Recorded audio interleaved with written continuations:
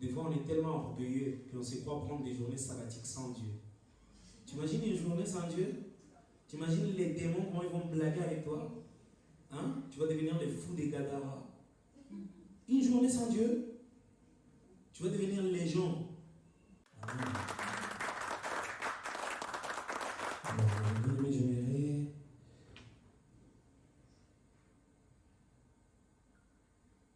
que tu puisses prendre ta Bible dans le livre d'un Corinthiens, dans le chapitre 3. Un Corinthiens, chapitre 3.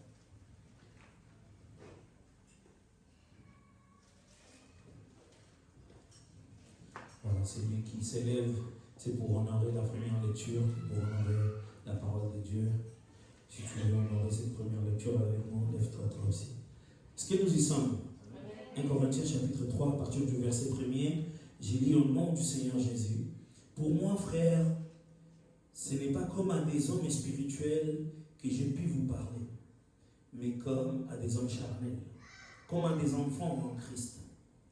Je vous ai donné du lait, non de la nourriture solide, car vous ne pouvez pas la supporter. Et vous ne pouvez pas même à présent, parce que vous êtes encore charnel. Amen. Amen. Est-ce que tu peux t'asseoir dans la présence de Dieu? Père éternel, Dieu des grâces, créateur de toutes choses, je te bénis, Papa, de ces moments merveilleux. Je te bénis de ton Esprit Saint. Et je te demande, Papa, de nous porter. Que ton Esprit Saint me saisisse, Papa, et que ce soit ta parole. Pas la parole d'un homme qui sortira de ma bouche, mais ta parole.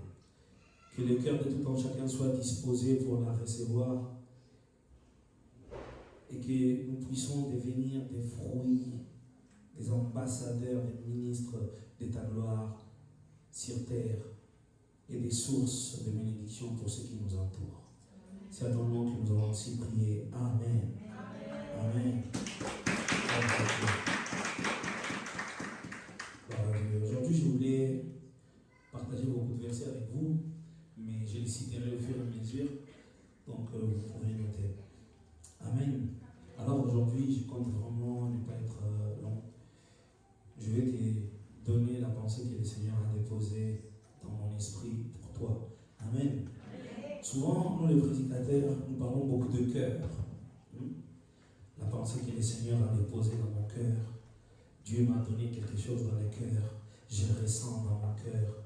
Mon cœur sent que mon cœur. Qu'est-ce qui est le cœur? C'est quoi le cœur, spirituellement parlant? Quelle est la fonction de ces cœurs? Souvent, on dit que lorsque le Saint-Esprit vient habiter dans l'homme, vient habiter dans nos cœurs. Mais est-ce que réellement le Saint-Esprit habite ici? Juste ici. Nous croyons réellement que le Saint-Esprit vient juste prendre ce bout de chair qui est juste là, et il s'assoit là-dessus, et puis c'est bon. Non. Le cœur, c'est une manière poétique d'appeler les moteurs de l'âme. Amen. Les cœurs, il n'y en a qu'un, et c'est le cœur qui est en charge de bomber le son, de ramener le son partout dans ton corps. C'est cette analogie que Dieu fait entre les cœurs et le Saint-Esprit. Le fait que le Saint-Esprit vient habiter à la place d'un moteur dans ton cœur, dans ton être plutôt. Le Saint-Esprit vient dans ton être afin de bomber, ramener partout dans ton être la vie de Dieu. Hein? Est-ce que nous y sommes? Oui, je vais très vite. Je ralentis un peu. Est-ce qu'on se comprend jusqu'à là? Amen. Voilà, je sais que je parle avec une catégorie de chrétiens matures qui lit la parole tous les jours, qui connaît les écrits. Donc je pense que je peux aller un tout petit peu plus vite. Amen. Alors, souvent, les chrétiens, nous utilisons le cœur pour parler de Dieu. Lorsqu'un chrétien te dit, ouais, j'ai une pensée qui monte dans mon cœur pour toi, cela veut dire, le Saint-Esprit est en train de me dire quelque chose pour toi. Oui ou non? Oui. Mais où est écrit dans la Bible que le Saint-Esprit parle à travers ton cœur? Au contraire, la Bible dira, Dieu parle tantôt d'une manière, tantôt d'une autre. Quel est le problème qui se cache derrière les cœurs? J'utilise les cœurs comme je peux utiliser quelque chose d'autre. On a une catégorie de chrétiens qui pensent que tous les rêves qu'ils font sont des dieux. J'ai donné cet exemple ici une fois, j'ai parlé avec une sœur, la sœur m'a dit, ça va? Je dis oui, ça va très bien. Elle m'a dit non, ça va pas. Si, ça va. Non, ça va pas. Moi, Dieu m'a montré, j'ai un rêve. Tu vas pas bien en ce moment. Et dans mon intérieur, je me suis dit, mais en ces moments, d'ailleurs, c'est les meilleurs moments de ma vie, depuis que je suis né. Il m'a dit, non, le Saint-Esprit m'a montré que ça ne va pas. Je dis, bon, je ne sais pas, peut-être c'est dans un futur, c'est un projet de l'ennemi, peut-être que Dieu te le montre pour t'établir intercesseur, intercesseuse. Ça ne veut pas dire que ça ne va pas, maintenant ça va très bien. Ok, tu ne veux pas me le dire, c'est pas grave. Ok. Ouais. T'as rêvé, t'as vu ma tête, et puis c'est forcément prophète. Laisse-moi te dire que l'ennemi parle aussi. Laisse-moi te dire que la Bible dit c'est déguise en ange de lumière. Laisse-moi te dire que même la Bible nous dit que c'est les princes du mensonge. Amen. Qu'est-ce que je veux dire par là? Tout simplement, je vais paraphraser plutôt l'apôtre Paul. Nous sommes charnels. Les chrétiens est charnel. Les chrétiens ne veulent pas comprendre Dieu. Les chrétiens veulent que Dieu les comprenne. Sans savoir que Dieu nous a déjà compris, puisque c'est lui qui nous a créés. Et il comprend mieux que toi ce que toi tu crois comprendre. Il connaît mieux que toi tes propres besoins. Vous voyez, nous sommes comme les bébés. Je pense ici à certains, vous avez des enfants, et certains autres, vous avez pu porter des enfants. Tu vois, quand un enfant pleure, les parents doivent deviner au début. Mais à un moment donné, les parents, il a la maîtrise. Quand l'enfant pleure, il regarde l'air, il dit non, je vais donner un biberon, ah c'est la couche. Même l'enfant, il ne sait pas qu'il pleure parce qu'il est mal à l'aise. Il pleure seulement parce qu'il sait que quelque chose ne va pas. Les hommes, nous sommes comme ça par rapport à Dieu. On pleure. Mais nous-mêmes, on ne connaît pas la source même de nos problèmes. Mais Dieu connaît. Mais nous voulons croire que Dieu ne comprend pas. Et nous voulons ramener Dieu à notre compréhension, ou autrement dit, à notre dimension. Je vais être un peu large dans mon explication. La Bible dira que nous sommes devenus des nouvelles créatures. Si quelqu'un est en Christ, nous sommes des nouvelles créatures, non? Hein? Dans les livres des Corinthiens. Quand nous devenons des nouvelles créatures, des Corinthiens 5, 17, si je ne me trompe pas, nous sommes des nouvelles créatures. Quand toi tu es devenu chrétien, est-ce que ta peau a changé? Est-ce que tes cheveux ont changé?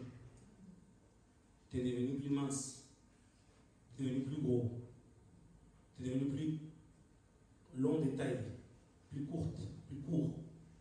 Non. Tu t'es regardé au miroir, c'était la même personne. Comment ça se fait que nous sommes devenus des nouvelles personnes? Où nous sommes devenus des nouvelles personnes? Dans l'esprit. Lorsque la Bible parle de naître de nouveau, Jésus expliquera à notre cher Nicodème que cela ne veut pas dire régresser, redevenir bébé et rentrer dans les sangs de notre mère. Retourner, tu imagines, retourner encore au lycée, à l'école, toutes ces choses, juste parce que tu as accepté Christ pour eux. Non. Qu'est-ce qui est né de nouveau? C'est l'esprit. Amen. La Bible dira dans les livres de Jean, chapitre 1er,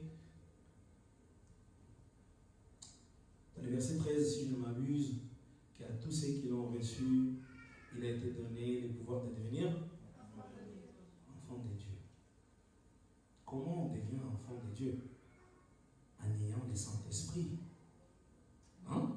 Ça sera comme ça. Des fois, on a des pensées, j'aime bien parce que ça me fait rire, mais c'est totalement faux. Hein, cette image des jugements derniers, une balance. On met des bons actes dans une balance, des mauvais dans une autre balance. Et toi, tu penses que ça s'équilibre. Frère, ton mauvais gagne par beaucoup à ton bien. Laisse-moi te le dire, si tu ne le savais pas.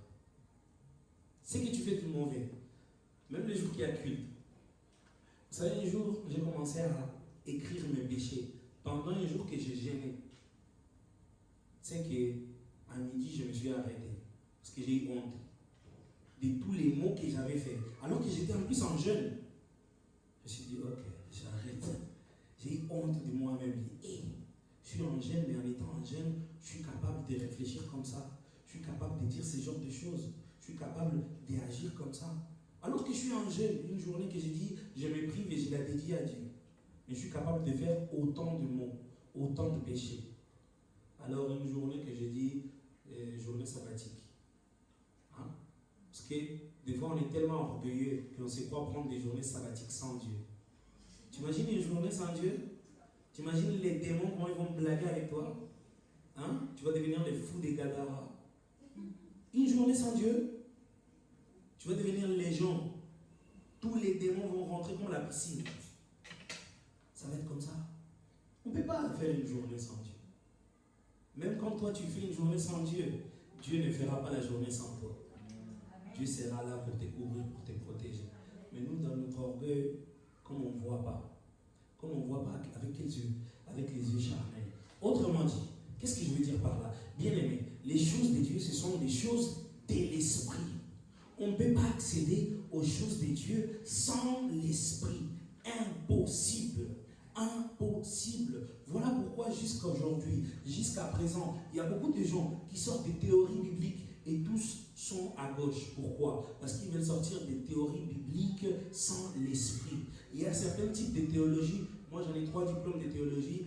Il y en a des autres études de théologie que j'ai arrêtées parce qu'elles sont démoniaques. Il n'y a pas Dieu dedans. Ils veulent t'enseigner Jésus, quelqu'un qui n'a pas le Saint-Esprit, mais ils veulent t'enseigner Jésus. Ouais. Comment tu vas enseigner Jésus si Jésus est esprit? Et l'unique manière de les connaître, c'est par l'esprit. Mais toi, tu n'as pas l'esprit. C'est comme quelqu'un qui a un téléphone, mais qui n'a pas une puce. Mais il veut appeler quelqu'un d'autre. N'est-ce pas, c'est la folie? C'est la même chose que nous faisons. Nous sommes des téléphones sans puce, des téléphones vides. Des beaux téléphones, nous sommes tous des iPhone 50. Beau téléphone à l'extérieur, très beau, à l'intérieur vide. C'est ce que l'apôtre Paul il est en train de dire. Alors, quel est le problème de cette génération? Le problème de cette génération, c'est que nous ne pouvons pas aller loin. Vous savez pourquoi? Parce que nous manquons de l'essentiel. Et l'essentiel, c'est l'esprit. Et quand nous manquons de l'esprit, mais nous sommes tellement orgueilleux. Nous sommes dans une génération remplie d'orgueil, dans laquelle tout le monde aspire à faire des choses pour lesquelles ils ne sont pas prêts. Bon, c'est l'histoire de l'humanité en vrai. Hein? Parce qu'on le voit même avec les enfants. Tu vois, un enfant, il veut marcher, il ne sait pas marcher, il veut. Ah, moi, je le vois avec ma fille, tu dis non, mais il va quand même. Non, mais elle va quand même. Jésus l'a dit, la nature ne vous enseigne-t-il pas? Moi, j'apprends beaucoup quand je regarde ma fille. Et si elle est comme ça, ça veut dire nous aussi, nous sommes comme ça. C'est que Dieu te dit non, tu forces, non. Tu forces jusqu'à ce que tu te fais mal. Quand elle plaire, elle s'écolle, là, elle revient. Tu me dis, ah, mais quand elle revient, là, c'est la repentance. C'est ce que nous faisons. Je te dis, non. Tu vas, tu t'écolles, tu te blesses, tu te fais mal. Quand tu te blesses, tu te fais mal, c'est pas en ce moment que tu te répands. En ce moment, tu commences à haïr Dieu d'abord. Hein, pourquoi Dieu il a permis ça? Pourquoi Dieu n'a dit? Il t'a dit non. Tu ne voulais pas l'écouter. Et après, quand tu te rends compte que c'est ta faute, c'est là que tu reviens. Heureusement, Dieu est bon. Il nous accueille toujours. Amen. Alors, nous avons un grand problème. C'est que, puisque nous n'allons pas loin dans les choses de l'esprit, puisque nous n'arrivons pas à marcher avec l'esprit, l'homme essaye de charneliser Dieu. Nous voulons ramener Dieu à notre terre. Et c'est les gros problèmes de notre génération. Bien-aimé, moi je me suis posé des questions. Compare un chrétien dans un pays où il y a la souffrance et un chrétien dans un pays de l'Occident. Et tu vas voir des différences. Et moi j'ai vu des chrétiens prier. Mais la manière dont ils prient, vous êtes en train de prier en même temps. Mais quand tu entends sa prière, tu arrêtes de prier, tu les regardes. Tu dis, mais comment il a saisi telle chose dans sa prière? Comment il est capable de dire ce genre de choses à Dieu? Parce que sa communion a atteint une autre dimension. Une dimension que toi, tu ne connais pas. Pareil, j'ai entendu des prières avec des gens, ça te perturbe. Hein? Tu écoutes sa prière, tu te dis, mais comment il peut prier pour une telle chose? Tu verras des chrétiens dans des pays où il y a la famine et tout ça. Tu verras, il ne va jamais prier pour ses baskets, hein, pour ses vêtements ou pour ses finances. Parce qu'il sait que ces choses n'ont pas de la valeur. Les choses qui ont la valeur, c'est les choses de l'esprit. Nous ici, on prie pour des voitures. On prie pour des voitures. Seigneur, telle facture, aide-moi à la payer. Bon, mettons que tu ne payes pas la facture, qu'est-ce qui va se passer? Quelqu'un va te tuer. Tu vas perdre la vie. Et même si tu devais perdre la vie, gloire à Dieu, tu seras au ciel avec Jésus. Mais c'est ça, j'ai entendu un rappeur qui a dit les Africains aiment Dieu, et donc les Africains veulent aller au paradis, mais les Africains ne veulent pas mourir. Quelqu'un qui disait ça. Mais c'est pas vrai, ça c'est en Occident ça. Parce qu'en vrai des vrais, si tu regardes ta vie maintenant, tu sais que c'est avantageux pour toi de mourir maintenant. L'apôtre Paul l'a dit, pour moi c'est avantageux de mourir, j'irai au ciel. Mais ici, oh lève ta main, qui veut aller au ciel tout de suite, et tu meurs. Qui va lever sa main? Vous allez tous fuir. Sauf qu'il peut. On ne veut pas mourir, on veut jouir des choses charnelles. Une fois, j'ai dit ça dans une église, une sœur, il a répondu. Une sœur, moi j'ai prêché, la sœur, elle était assise, elle a dit, hey, non, moi je ne peux pas mourir maintenant, Jésus ne peut pas venir maintenant, je ne suis pas encore mariée. Donc Jésus est mort à la croix pour que toi tu te maries. C'est ça, et Jésus, il a rien de ton mariage. Ton âme, ton esprit, c'est ce qui compte pour Jésus. Oui, Jésus veut que nous soyons heureux. Bien sûr. Mais à n'importe quel prix.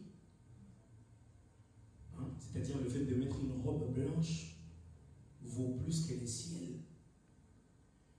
Le fait d'avoir une grosse maison ou d'avoir de la richesse vaut plus que les ciels. Nous vivons dans une génération où c'est comme ça. Nous vivons dans une génération où c'est comme ça. Et qu'est-ce que cette génération est en train de faire? Cette génération, à travers ces genres de pensées, est en train de tuer l'esprit au point que plus rien ne se passe.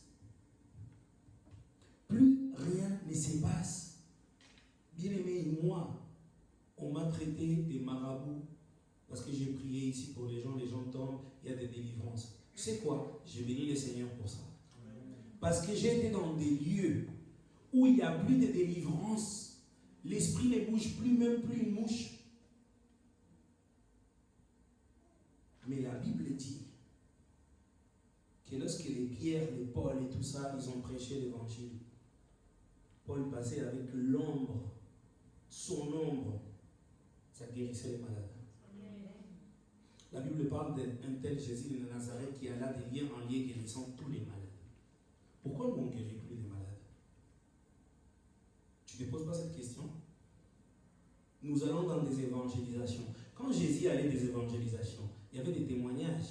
La femme à la perte des sons, le fils de Gadara, l'aveugle de naissance, Bartimée, les fils de Timée. Ça, c'est des jours des évangélisations. Nous, on va à l'évangélisation, on fait que du bruit. Il est bon, alléluia, Dieu, alléluia. Et les gens, ils nous regardent bizarre. Personne n'est sauvé. Bilan, personne n'est sauvé. Bilan, personne n'est guéri. Rien ne s'est passé. Bon, qu'est-ce que nous avons fait? Qu'est-ce que nous avons fait? Perdre le temps et du bruit. C'est la vérité. Pourquoi? Parce que nous sommes en train de tuer l'esprit. Pourquoi? Parce que nous voulons ramener l'esprit à nous, alors que c'est à nous d'aller vers l'esprit. Jésus nous a déjà tout ramené. Si je fais ce que j'ai fait par l'Esprit de Dieu, le royaume des cieux est venu vers vous. Maintenant, qu'est-ce qu'il faut faire?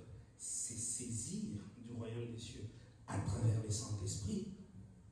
Comment est-ce possible qu'aujourd'hui on prophétise pour quelqu'un et on traite la personne de marabout?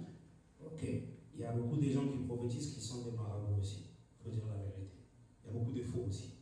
Mais comment est-ce que tout le monde maintenant est faux? Comment est-ce qu'il y a des chrétiens qui ne croient plus au miracle? Nous sommes en train de tuer l'esprit. Comment tu peux ne plus croire au miracle?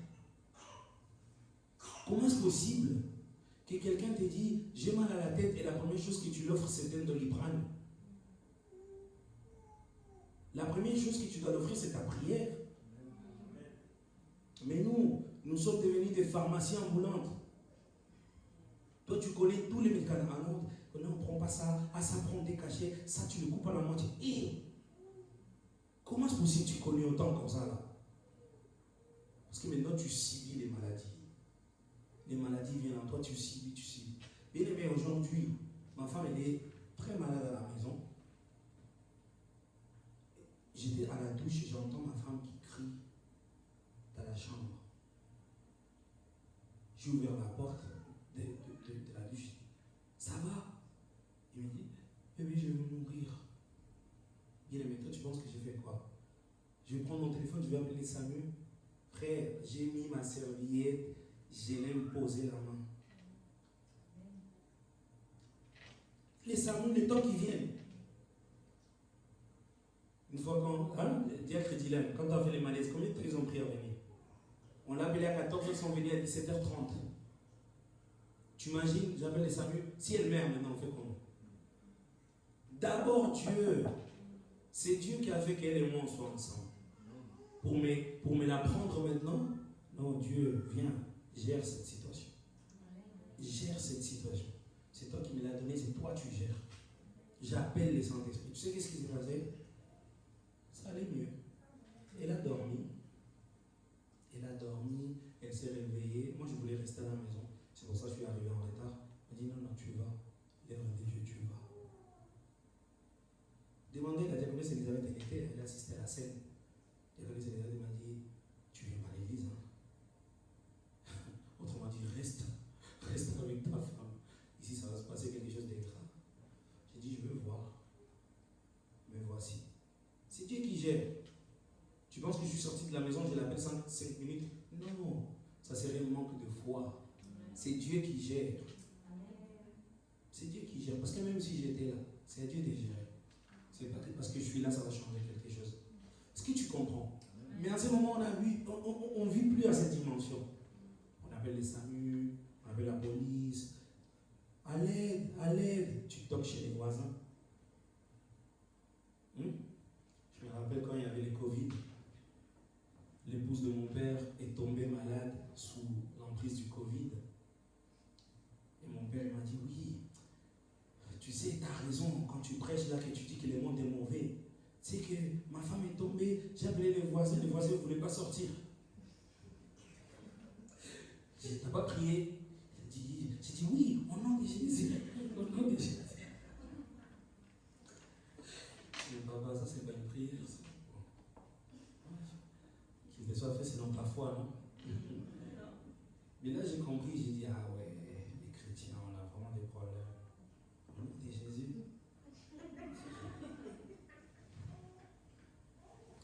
Et c'est ça. C'est que nous, on veut ramener le Saint-Esprit à ça. À nous comprendre. À tout ce que nous faisons, à qu'il valide. Hein? Même au niveau des péchés. Comme tu n'arrives pas à lâcher certains péchés, tu te dis, ah, comme je ne les lâche pas ces péchés, et que ça fait une année, je me bats, mais le Saint-Esprit ne me dit rien, et je n'ai pas de prophétie bizarre ou pas, ah, ça veut dire que Dieu tolère ces péchés. Mais nous sommes comme ça. Ah non, je couche avec mon mec, mais bon, tu sais, au début, je voulais... Mais je pense que le Saint-Esprit a compris que j'arrive pas, et on est comme ça. On est comme ça. Parce que moi, j'ai entendu déjà ça. Ouais. Et tu penses que le Saint-Esprit tolère. Non, il ne tolère pas. Il ne tolère pas. Tu vas devenir les gens. Tu ne vas pas comprendre. Un jour, il va t'arriver les retours, comme on appelle ça. Et les jours du retour, ces jours, tu vas comprendre que le Saint-Esprit ne tolérait pas. Il attendait juste ta repentance. Vous voyez, nous sommes devenus charnels. Nous manquons de discernement. Alors qu'on croit que nous avons des discernements. Parce que tu observes quelqu'un, tu le regardes aux yeux, et comme lui te sourit pas, tu dis, c'est ce que j'ai ressenti, lui il a des problèmes. Lui ça ne va pas. Je sens que ça ne va pas. J'ai vu comment il a regardé l'autre sœur là. Peut-être la sœur là, tu te fais un film. Peut-être la sœur là, c'était sa copine avant, mais maintenant ça ne va plus. Et maintenant je le vois dans l'église, maintenant chacun s'assoit d'un côté. Waouh! Waouh! Où tu vois quelqu'un, tu n'aimes pas les visages. Parce que vous savez, malheureusement c'est comme ça. Hein? Il y a des personnes, quand tu le vois, tu dis, ces visages, je ne sais pas. Hein? Ça arrive, ça peut arriver. Mais nous les chrétiens, lui là, il est sorcier. Tu as vu sa tête? Hein? J'ai une histoire pareille avec mon père. Lui là, il a tête de sorcier. Papa. Alors c'est comment les têtes des sorciers? Non, c'est pas un rond parfait, c'est... Ah, papa. Bon, et moi ma tête alors? Non, mais toi t'es l'homme de Dieu. Ouais. Et nous pensons que ça c'est le discernement. Mais qui t'a dit que le discernement, ça se passe avec les yeux charnels? Romains 12, verset 2. Hein? C'est parmi mon verset préféré. Ne vous conformez pas au siècle présent. Soyez renouvelés de l'intelligence, afin que vous compreniez quelle est la volonté de Dieu, afin que vous discerniez quelle est la volonté de Dieu, ce qui est bon, agréable et parfait. La volonté de Dieu, c'est le discernement, l'intelligence spirituelle qui te permet de comprendre quelle est la volonté de Dieu. Voilà le discernement. Discerner, c'est pas voir qu'un tel il est sorcier, elle il a un esprit de séduction, lui, ça c'est pas du discernement ça. Où tu as vu dans la Bible des chasseurs des sorciers, des chasseurs des esprits? Nous connaissons tous les démons de l'enfer. Esprit de sirène, esprit de blocage, esprit de freinage, esprit de nanani. Mais combien des anges tu connais? Seulement de Gabriel, Michael, c'est tout. Tu es concentré, démonologie. Mais angiologie, non. Tout ce qui est mauvais. Et c'est pour ça, nos chairs, même les réseaux sociaux, sont devenus des plateformes pour élever les diables. Nous, les chrétiens, on parle plus des problèmes que de la gloire de Dieu.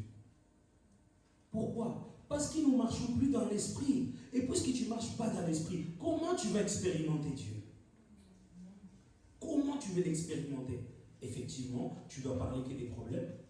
Il va t'arriver que des problèmes. Pourquoi? Parce que la dimension de Dieu, c'est la dimension de l'esprit. Et tu n'habites pas la dimension de l'esprit. Tu ne passes pas du temps dans la dimension de l'esprit. Comment tu veux avoir des choses de l'esprit? Comment tu veux avoir des témoignages? La Bible dit que nous l'avons vaincu par la puissance du son de l'agneau et par la parole de notre témoignage. Le son de l'agneau coule jusqu'aujourd'hui, mais les témoignages, tu n'en as pas. Pourquoi? Parce que tu ne habites pas dans la dimension où on peut avoir des témoignages. Alors, je vais vers la fin de ce message. Bien aimé, nous devons comprendre que ce qui est essentiel dans la vie de l'enfant de Dieu, c'est de marcher par l'esprit. Marcher par l'esprit va nous renouveler. Ce n'est pas à nous de se renouveler tout seul. C'est à l'esprit de faire ce travail en nous. Voilà pourquoi il faut marcher par l'Esprit. C'est l'Esprit qui doit nous renouveler. C'est l'Esprit qui va nous apprendre quelle est la volonté de Dieu. C'est l'Esprit qui va nous apprendre quelle est la pensée de Dieu. C'est l'Esprit qui va nous ouvrir la porte à participer aux choses de l'Esprit. Je finis en te donnant un exemple très concret. Le monde spirituel règne sur le monde physique. Jusqu'à là, tout le monde est d'accord? Vous savez, je l'expliquais dernièrement, que le monde spirituel et le monde physique ne sont pas parallèles comme les gens le croient. Hein? On le voit dans les films, genre tu traverses ces murs et tu es dans le monde spirituel. C'est-à-dire que c'est comme si le monde spirituel c'était calqué du monde physique, mais dans une dimension intangible. C'est faux. C'est encore un mensonge du diable. C'est faux. C'est à l'envers. Le monde physique, c'est un écho du monde spirituel. Les choses qui sont dans le monde spirituel prennent place ici, mais pas toutes. Il y a des choses que nous ne sommes pas capables d'imaginer, mais qui existent dans le monde spirituel. Prévenez, avant qu'un ordinateur existe, qui ici aurait pu imaginer un ordinateur? Avant que l'ampoule, la première ampoule toute ronde existe, qui aurait pu imaginer une ampoule? Mais ce sont des choses qui existaient déjà dans le monde spirituel. La Bible dit, tout ce qui est dans le monde physique tire son existence du monde spirituel. De la même manière, nous, les choses que nous faisons ici, nous pouvons les tirer du monde spirituel. Amen. Et de la même manière, il est qu'ici, il existe des lois. Dans le monde spirituel, il y a des lois aussi. C'est-à-dire, un esprit ne peut pas agir dans le monde physique librement.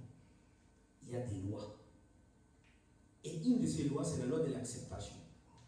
Les esprits dans le monde spirituel ne peuvent agir que dans le monde physique à travers de la loi de l'acceptation.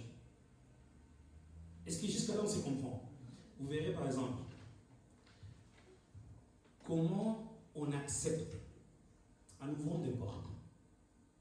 Quand toi tu tombes dans les mensonges, dans l'impudicité ou des choses comme ça, tu viens d'accepter qu'un démon puisse agir. Vous voyez? Quand on parle de porte, c'est tout simplement ça. Ça veut dire que tu as accepté. Tu viens de signer un contrat. Même à travers nos paroles, souvent la jeunesse, vous avez des expressions fortement drôles, mais fortement mortelles pour vous. J'ai les démons. Tu auras les démons. Effectivement, tu viens de l'ouvrir une porte. Vous voyez? Nos manières de parler. Même parents, toi qui es là, fais attention comment tu parles à ton garçon, à ta fille. Il est bête cet enfant. Il sera très bête. Tu es comme ton père, parce que son père c'était quelqu'un de mauvais. Il deviendra comme son père. Tu es comme ta mère, parce que il deviendra comme sa mère. Bénis ton fils, bénis ta fille. Parce que surtout les parents, autorité parentale, tu parles, ça s'accomplit. Tu ne le vois pas dans la Bible. Quelqu'un qui donne un nom à son enfant, les noms les suivent, juste les noms. Tu imagines s'il fait une déclaration maintenant. Amen. Voilà. Alors, de la même manière, nous, pour participer aux choses de l'esprit, nous devons accepter que l'esprit nous permette ces choses-là. Amen. Alors, tu dois accepter de marcher dans l'esprit. Beaucoup de gens se demandent pourquoi Dieu n'a pas agi. Parce que tu ne l'as pas permis. La Bible dit dans Matthieu 18, c'est que tu accepteras sur la terre. Sera accepté dans les cieux.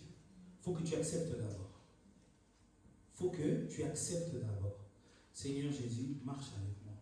Seigneur Jésus, fais-moi comprendre ta volonté. Seigneur Jésus, je me soumets à toi. Mais que ce soit du cœur. Ce n'est pas une acceptation de la bouche. Romains 10, verset 9. Hein? Si on accepte, si on confesse de la bouche et on accepte du cœur. Il faut accepter du cœur, pas de la bouche. Amen. Amen. C'est l'unique manière de pouvoir marcher dans l'esprit. Nous devons arrêter de ramener le Saint-Esprit à la chair.